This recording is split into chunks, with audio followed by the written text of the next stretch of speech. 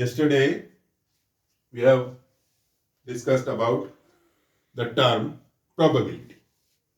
प्यारे बच्चों, कल हमने probability की टर्म को डिस्कस किया था और we have seen that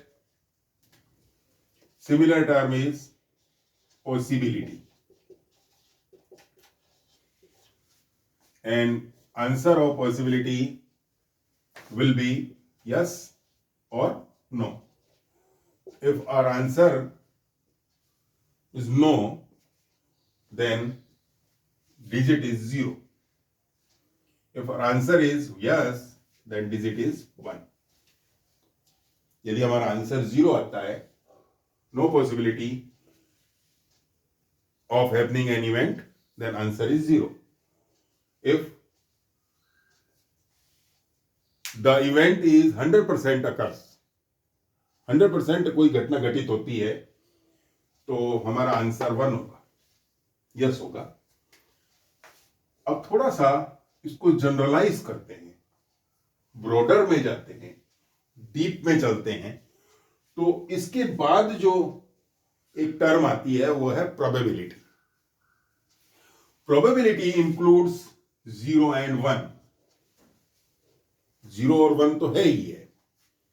उस साथ में if we can measure the amount of an event, अगर हम कोई एक्सपेरिमेंट कर रहे हैं या कोई इवेंट हो रही है और उसका मेजर कर सकते हैं, उसका मापन कर सकते हैं इवन देन पॉइंट्स में 0.1, 0.2, 0.3 और लास्ट में 1,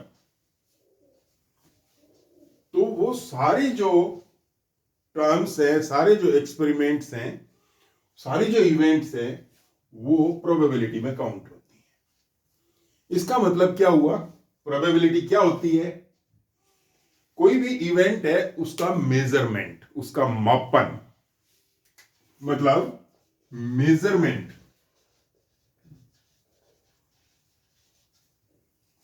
ऑफ हैपनिंग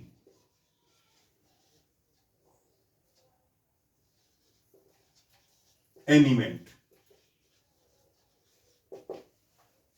इवेंट कौन सी हो सकती है? टॉसिंग ए कॉइन हो सकता है, या रोलिंग ए डाइस हो सकता है, या drawing a card from the deck of the playing cards. Playing cards, ताश की गड्डी जो होती है उसमें से एक प्लेइंग कार्ड खींचना, वो भी हो सकता है. तो ये एक्सपेरिमेंट है, ये सारी इवेंट्स हैं, और ये सारी इवेंट्स हमारी रैंडम इवेंट्स हैं, रैंडम एक्सपेरिमेंट्स कहलाते हैं ये.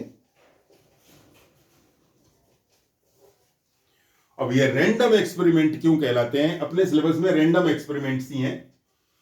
अब रैंडम एक्सपेरिमेंट कौन सा होता है, किसे कहते हैं रैंडम? रैंडम का मतलब होता है जिनके टोटल आउटकम्स, टोटल रिजल्ट्स अपने को पता है. Total results, total results. कल मैंने आपको कॉइन का एग्जांपल दिया था. कॉइन में टोटल रिजल्ट्स कितने होते हैं? जैसे ये कॉइन है,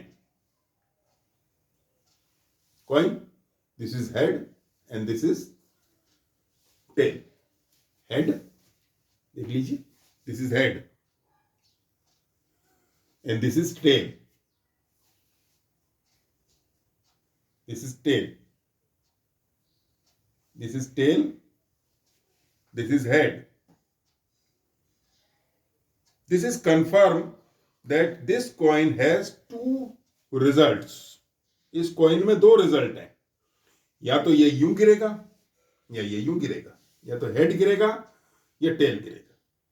2 results, but we can't predict what will be the occurring result. इसको मैं टॉस करता हूं, इसको मैं टॉस करूं ऐसे, ठीक है, ऐसे, तो नीचे जो गिरा ये, इसने कौन सा रिजल्ट दिया, हेड दिया या टेल दिया, इसके ऊपर मेरा बस नहीं है. So this is called random experiment. Similarly कल मैंने आपको रोलिंग ए डाइस का भी एक्सपेरिमेंट बताया था।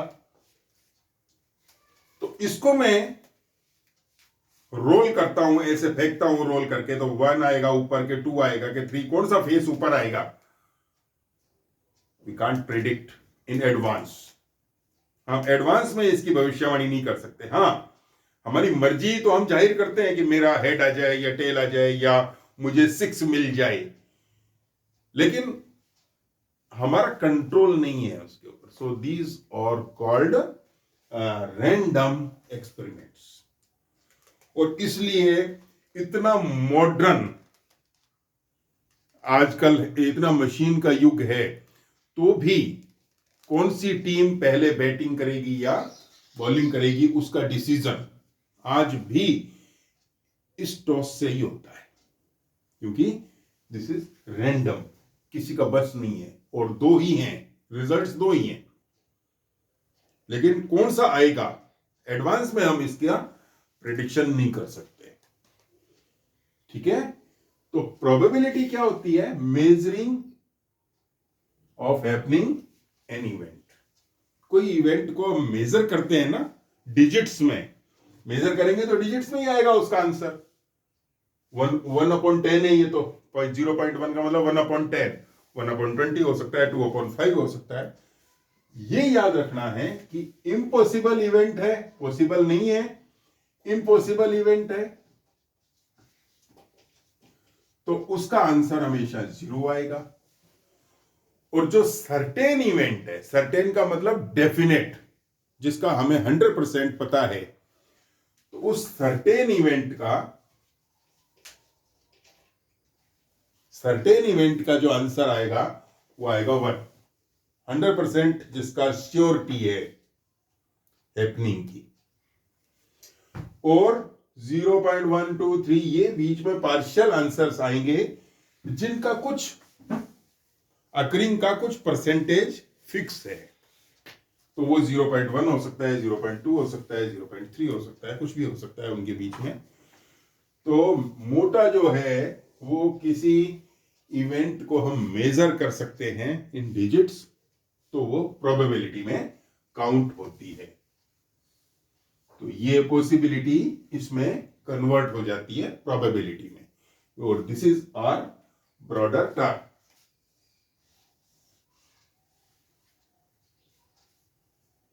ये कल का जो लेसन था उसका थोड़ा सा मैंने वापस आपको उसका रिवीजन दिया है।